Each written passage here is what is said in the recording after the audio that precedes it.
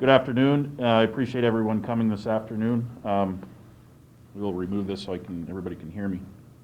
I did prepare a statement concerning the incidents of this past Friday. An incident occurred after dismissal on Friday, December 3rd, 2021, involving students from the school district and non-students. Students were walking from the high school through the Career Center parking lot. Additionally, individuals were walking from an unknown location off of school district property. An altercation ensued between students and the others. Security officers, teachers, and school police officers quickly assisted in breaking up the altercation. During the altercation, an individual was stabbed. Another alleged victim was injured. However, that did not occur on school district property and was completely unrelated to this other incident. The victim has been uncooperative with the police department. I can assure you that the school district will work closely with local and state authorities to the fullest extent possible. Actions such as this will not be tolerated. Each and every student and staff member should feel safe coming to and leaving school. It's important to know that our schools are safe. We have dedicated staff members who are always looking out for the best interest of all of our students. Because of the rumors circulating on social media, this incident on Friday was morphed into our buildings currently being on lockdown, which they are not, and a school shooting, which is not credible. Both are the farthest from the truth.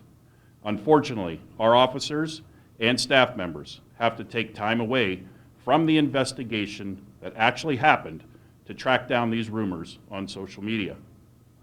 Listening and paying attention to what is posted on social media only causes unnecessary panic and concern. We will not tolerate these types of rumors set to disrupt educational programming of the HASD.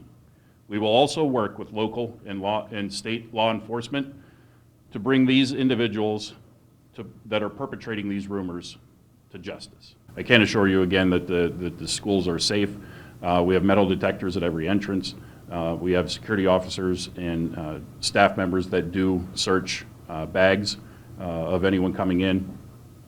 So all of those pieces are certainly in place, and we'll continue to do that. Certainly can't blame parents for being concerned. What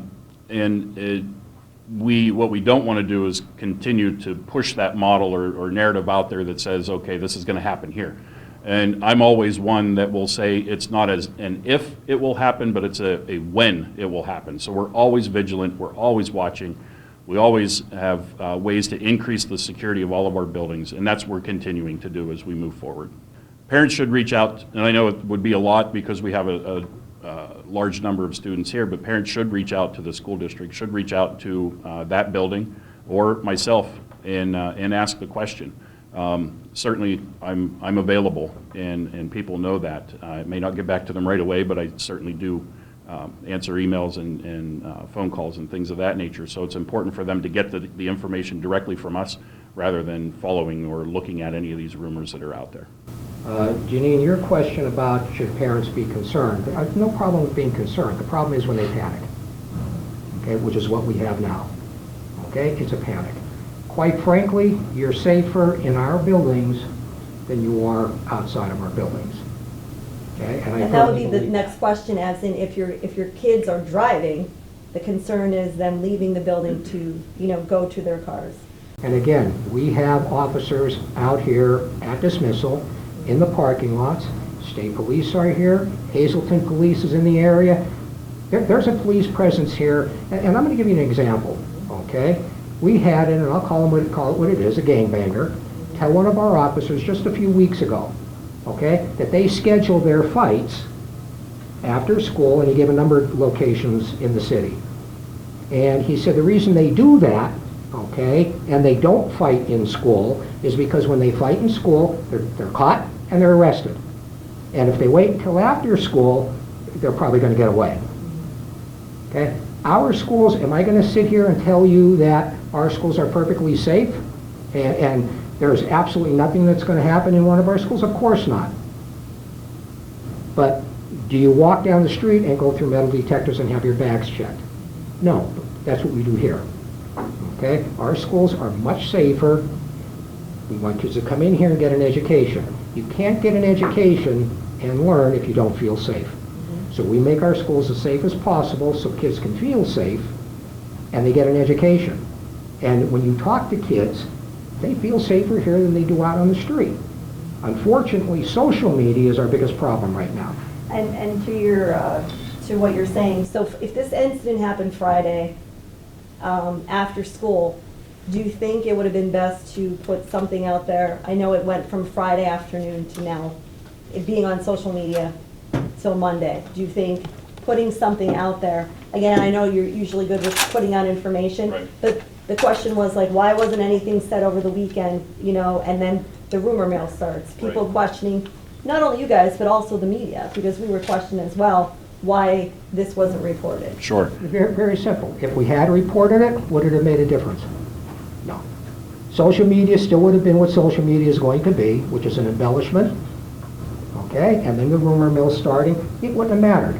It still would have morphed into what whether we put out a press release, this is what happened after, wouldn't have mattered. So looking to tomorrow, safe, send your kids to school. Absolutely. Sure. And going back to what you'd said earlier too about the putting out a press release on Friday, there are a lot of unknowns on Friday as well. So I'm not one that's going to put out some information that I don't know all the answers to. I still don't know all the answers, but here we are looking at, you know, at what was put out on social media. And again, going back to what Chief Harry said as well, is it's not always factual what is on social media. Sure, there are videos swarming around, but again, those are only possibly a snippet. I haven't looked at any of them, and I don't plan on looking at any of them. That's not my job to look and to decide what was credible and what isn't in those videos, or what was taken out and what wasn't present. But I can assure the parents that definitely schools are safe. Are you looking for information from the public on people who are putting out this fictitious information or anything that leads to any other arrests? Oh, for sure. Yeah, definitely want to, anyone that has any information for the information regarding the possible shooting or, any of this from Friday or what have you, yeah, we're definitely looking for anything, any type of information. We have a surveillance, everything that happened on Friday is on video. Okay. Okay, we've watched that video from all different angles and done it frame by frame 100 times already. And I think I asked this, pardon me because it's Monday. The stabbing took place in the parking lot for the Career Center, but there was a second person who was injured but not involved in this? No. Correct. Okay. One person, one incident. Apparently there was an incident in the city Okay. a little bit later, but it was not related to this. And again, going back to the rumors, there was a rumor that he was on life support. I heard that. That is not true. The student was not injured. Significant stabbing is a significant injury. However, the child or the student, not the student, but the individual, the victim, is not on life support. And again, as Chief Harry said, he may be home now.